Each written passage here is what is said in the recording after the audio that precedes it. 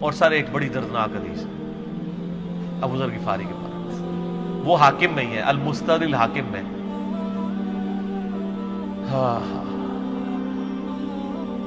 غزوہ تبوک آپ کو پتا ہے ایک ایسا غزوہ تھا جس میں جو شرکت نہیں کرے گا وہ منافق ڈکلیئر ہوگا، قرآن میں فتویٰ آ گیا تھا۔ اس سے پہلے کبھی نفیر عام نہیں تھی، یہ پہلا اور آخری موقع تھا، کیونکہ رومن امپائر سے ٹکرانا تھا، سپر پاور تھی دنیا کی، 1.5 لاکھ کی فوج لے کے کیسر روم بارڈر پہ آ گیا تھا عرب کے۔ تو نبی علیہ السلام نے اناؤنسمنٹ کی کہ بھئی اب سب نے جانا ہے، جو نہیں جائے گا منافق شمار ہوگا، الا یہ کہ کسی کے پاس ریسورسز نہ ہو، یا کوئی مریض ہو، یا کوئی عورت ہو، یا کوئی معذور ہو۔ منافقین آگے بہانے کر رہے تھے، کچھ سادہ لوگ مسلمان بھی اس کا حصہ بن گئے۔ بخاری مسلم میں 3 اصحاب کی توبہ کا واقعہ بھی موجود ہے، وہی میری ویڈیو ریکارڈڈ ہے۔ تو کعب بن مالک کی رضی اللہ تعالیٰ عنہ علیہ السلام، کچھ لوگ جو ہے وہ یعنی اپنے ان معاملات کی وجہ سے کچھ پیچھے بھی رہ گئے۔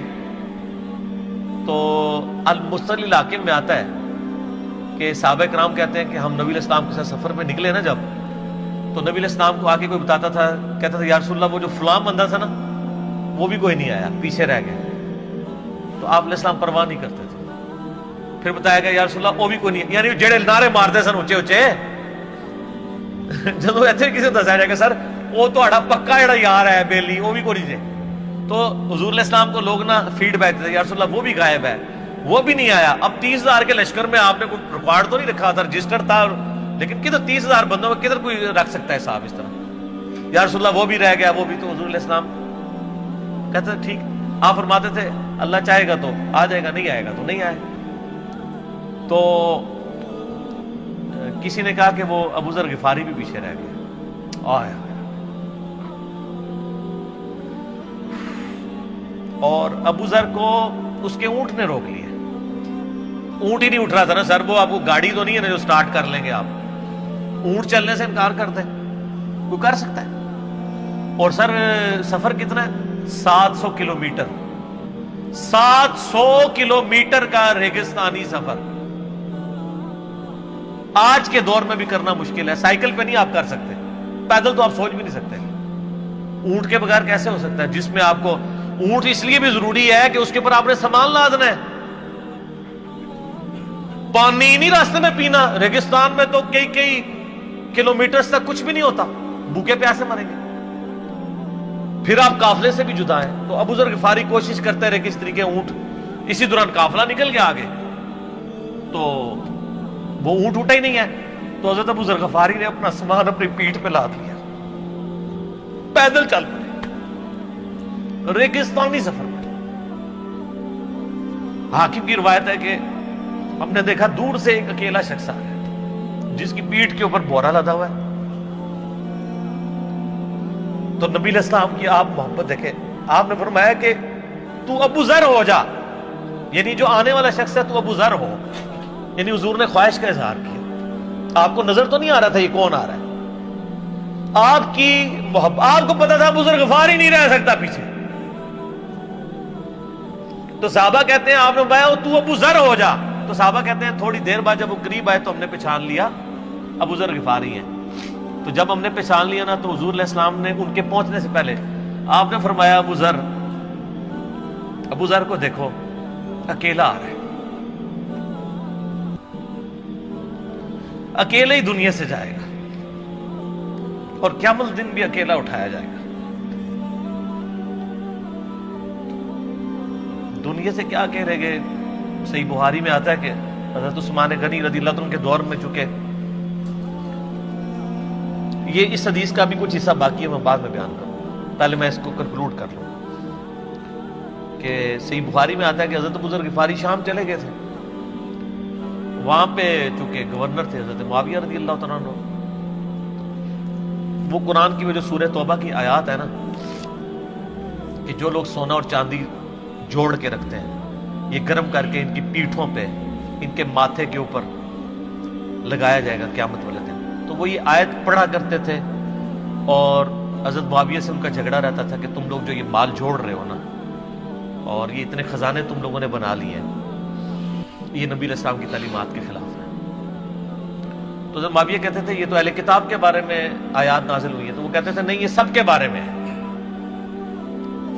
اب شرعی حکم یہ ہے کہ مال آپ جوڑ سکتے ہیں اگر آپ زکوٰۃ دے رہے ہیں، لیکن یہ پسندیدہ نہیں ہے، طریقہ نبوت یہ نہیں ہے۔ نبی علیہ السلام نہیں جوڑ سکتے تھے، پوری زندگی زکوٰۃ دینے کی نوبت نہیں آئی ہے، حالانکہ خمس ملتا تھا، خیرات کرتے تھے۔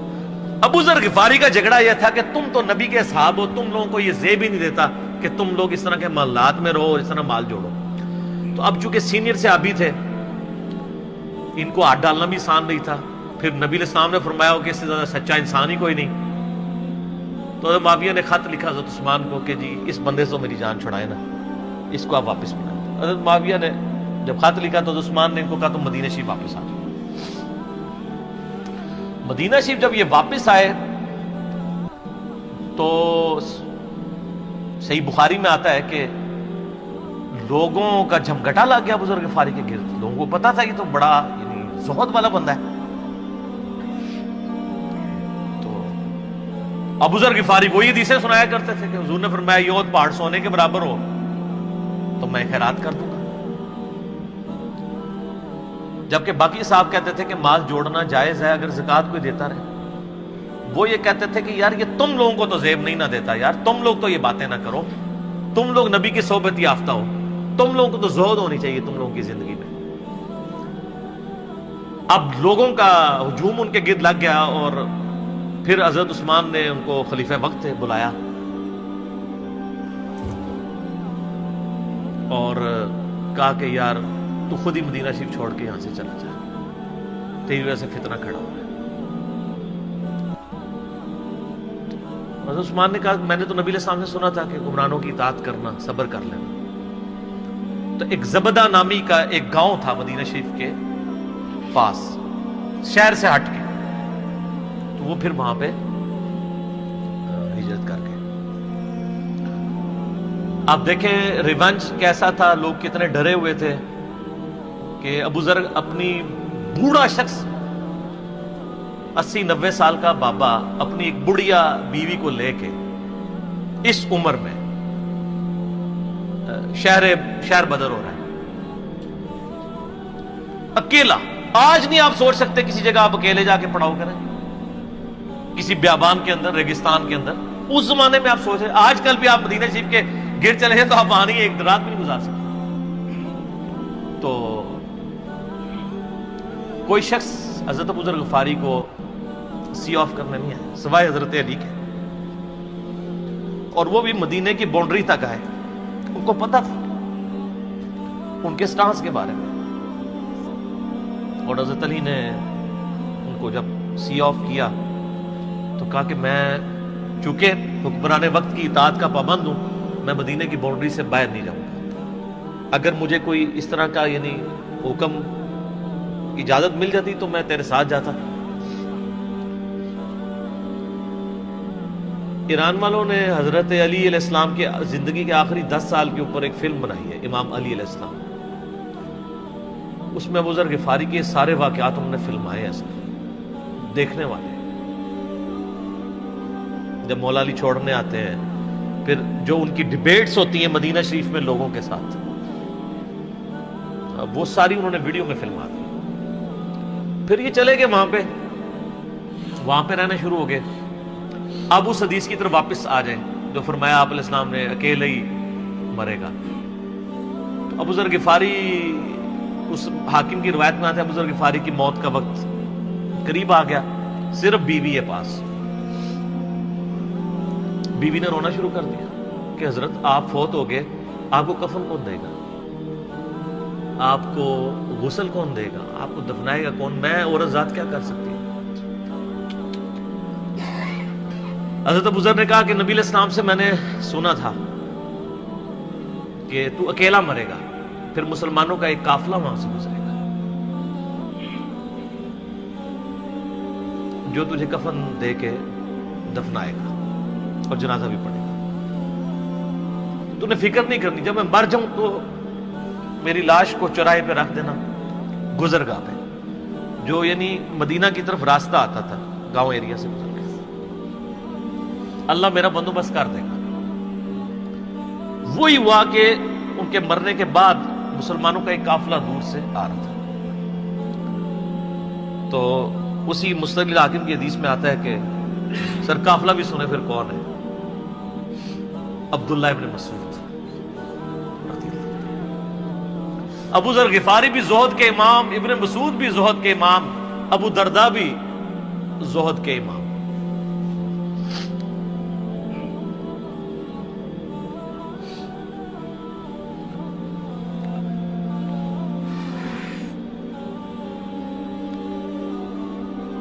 ابن مسعود رضی اللہ تعالیٰ عنہ جب وہاں پہ رکے، ان کو تو نہیں پتا تھا یہ کون ہے. تو انہوں نے کہا بی بی کیا وہ؟ ان کا میرا خامند مر گیا ہے. ان کا یہ کون ہے؟ تو انہوں نے کہا ابو ذر غفاری. عبداللہ ابن مسعود کی چیخ نکل گئی، چیخ ماری انہوں نے. ان کا واہ، اللہ کے نبی نے فرمایا تھا کہ ابو ذر اکیلا آ رہا ہے تبوک کے موقع پہ، دنیا سے بھی اکیلا جائے گا، اور قیامت الدین بھی اکیلا اٹھایا جائے گا. یعنی اب اسی سرزمین سے ہی اس نے اٹھنا ہے نا، ہر بندے نے اپنی قبر سے اٹھنا ہے. یعنی وہ مسلمانوں کے قبرستان میں بھی دفن نہیں. ایک یہ جو مزار کی رٹ لگائے پھرتے ہیں، میں ان سے پوچھتا ہوں تمہارے بابوں کی کیا اوقات ہے؟ ابو ذر غفاری کا مزار دکھاؤ کتنا.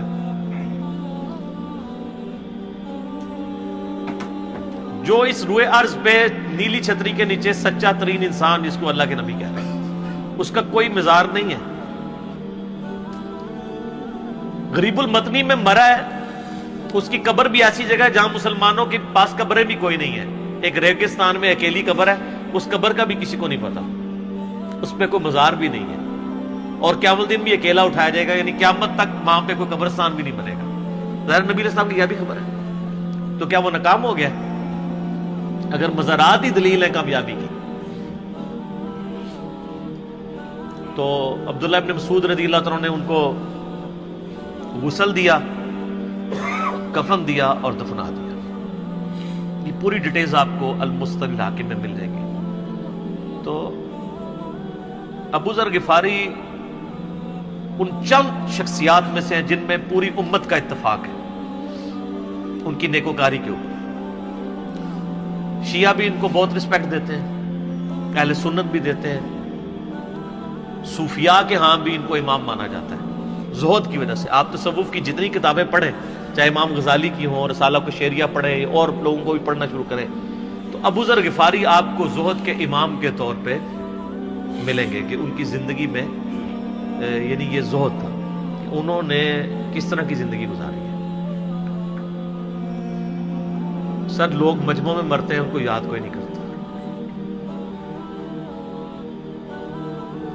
اور ابو ذر غفاری کو آج بھی دنیا یاد کر رہی ہے، ہم بھی یاد کر رہے ہیں رضی اللہ تعالیٰ علیہ السلام. اللہ تعالیٰ قیامت والے دن ہمیں ایسے نیکوکار لوگوں کا ساتھ نصیب فرمائے. آمین ثم